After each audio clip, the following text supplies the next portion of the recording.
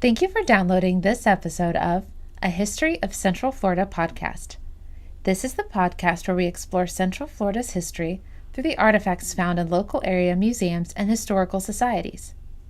This series is brought to you by Riches, the regional initiative to collect the history, experiences, and stories of Central Florida, and the Orange County Regional History Center. I am Bethany Dickens, and I will be your host for this episode titled Tapestries. A beautiful collection of tapestries that tell the local history of a community adorn the walls of the new Smyrna Museum. They reveal ways in which women participated in the economy during the Great Depression. During the Great Depression, women's work changed. As families struggled to afford even the most basic of necessities, produced goods suddenly became treasured items.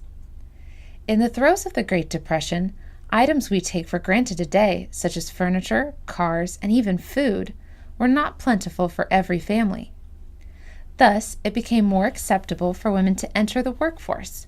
Many of them did because of New Deal programs supported by the federal government to put people back to work. Dr. Susan Ware, author of Beyond Suffrage, Women in the New Deal, explains.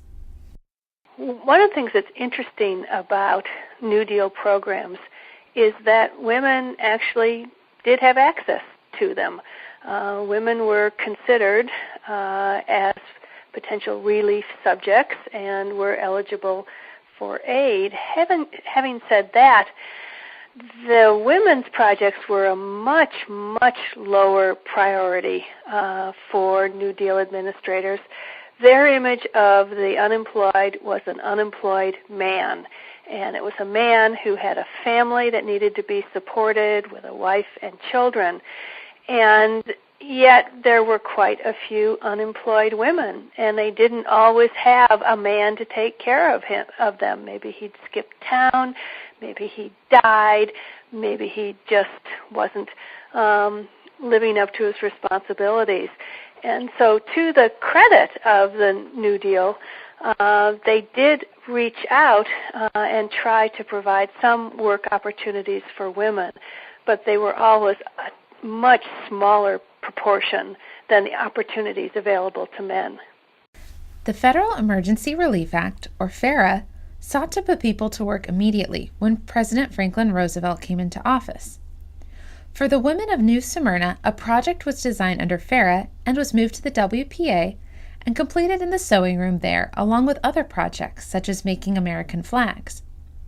The reason for this opportunity was because Harry Hopkins, who was the federal administrator for many of these New Deal programs, envisioned women having a role in them.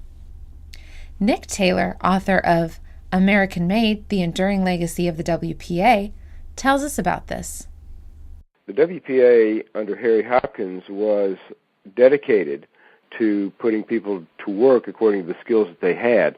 And so, therefore, there would have been women who could do needlepoint, and thus these historical artifacts were created by the WPA. In many cases, all around the country, including New Smyrna, they still exist.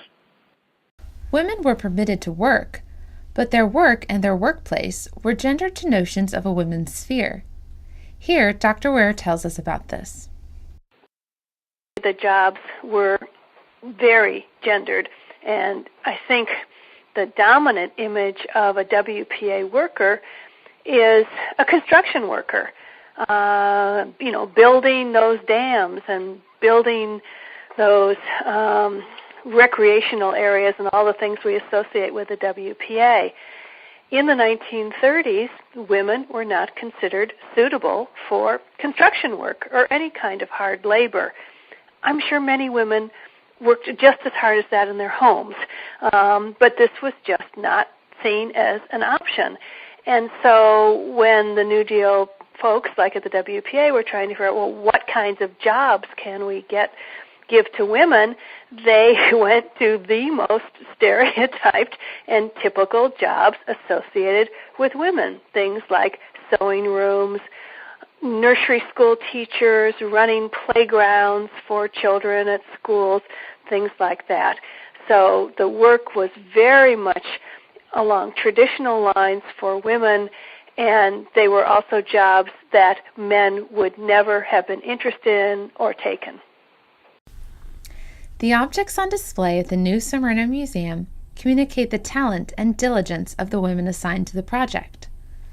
Dorothy Morton and Georgia Osborne designed the tapestries on large sheets of brown paper. The new Smyrna Museum displays one of the designs that was never turned into a tapestry. It is an alternative view of the Civil War-era bombing in New Smyrna from the view of the ship. The scene that was turned into the tapestry is from the view of the hotel that was bombed. We don't know why the second scene wasn't turned into a finished tapestry, but it is evidence that the artists modeled a variety of options before they committed to an illustration. There are 6 completed tapestries in total, and 1 not completed. After Morton and Osborne finished their designs, the designs were sent to the WPA Women's Work Center and embroidered under the direction of Cora S. Wilson. This interest in local history was not unusual for these types of creative projects, as Nick Taylor explains. There's an awful lot of local history that was preserved or replicated or shown in WPA artwork, whether it came out of sewing rooms or whether it came out of the Federal Art Project. For the most part, they were primarily trying to depict America as it was.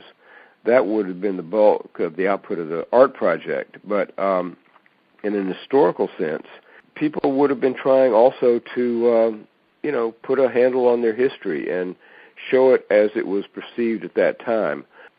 Here, Dr. Ware describes the WPA's attempts to regain a sense of the American past and how the tapestries might fit into this common effort to commemorate a shared historical experience. They're showing a real interest in Florida history. They're looking back at key moments and then trying to represent them through crewel embroidery and sewing. And in some ways, this is a theme that gets picked up very much by the WPA. If you think about all of the efforts to recover the American past, many of those came out of the women's and professional projects. They were lumped together. So things like the Federal Art Project or the Federal Theater Project, many of them were very concerned with uncovering American roots. If you think about also the murals that were done in post offices or the WPA guides to cities and to states. So there's a real interest in history, and I think it's interesting that this earlier project really already had zeroed in on that as something that would be important. These women also had a great deal of pride in their work. This is obvious upon a close examination of the tapestries. We asked Nick Taylor whether these women's projects were supported by the local communities. For the most part, they were welcomed because any community, any town, city, county would have been stressed by the fact that people didn't have jobs. The tax income wasn't there, and therefore anybody that could be put to work was less of a burden on the people who were working and the taxpayers who could still afford to pay taxes. Some people were reluctant to receive what they regarded as charity, but the vast majority of people, local government, politicos included, would have welcomed these jobs with open arms. They certainly provided money into people's pockets, which went back into the economy in terms of grocery store purchases, clothing, shoes, that kind of thing. And so really it was valuable both for the stimulus and for the work that was done in and of itself. The works would be displayed prominently. They were initially donated to the local Chamber of Commerce upon completion. Dr. Nick Wynne, Director Emeritus of the Florida Historical Society, explains why these projects were exhibited after completion. What was produced in these sewing rooms and canning factories were exhibited almost like county fairs. You wanted to give the public an idea of how the money was being spent.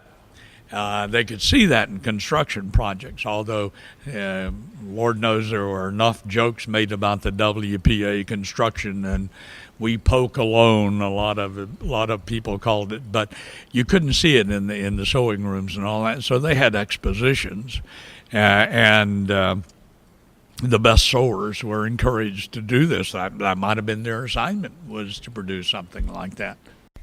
These tapestries exemplify the new opportunities for women in the 1930s and new ideas about work.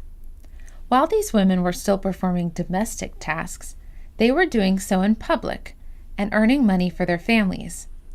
This would lead to further opportunities, as described by Nick Taylor. Given the role that women played at the time, sewing rooms fell under a part of the WPA called the Division of Women's and Professional Projects. Actually, there were more professional women who worked in the WPA than there were professional men. The men did primarily construction jobs. Women, there were clerks, secretaries, and so forth. And then there were sewing room workers as well. Sewing room work introduced a lot of women to a workplace outside the home. That would have been less true of women who were already employed outside the home in more professional roles. But it was commonplace, of course, at the time for men to be the breadwinners. Not everybody had that option. Not every woman was married, but they had to provide for themselves as best they could. Women were putting foot into the workplace in a way that had not been done before. The tapestries hung in the Southeast Volusia Chamber of Commerce until renovation and remodeling in the mid-1980s forced them out, and eventually into the new Smyrna Museum of History. Although these tapestries tell us the history of New Smyrna, they also provide a glimpse into the changing nature of women and their role in the workforce during the early 20th century. We hope you have enjoyed this episode of A History of Central Florida podcast. For more information about the tapestries featured in this episode, visit the New Smyrna Museum of History at 120 Sam's Avenue in New Smyrna Beach, Florida, 32168.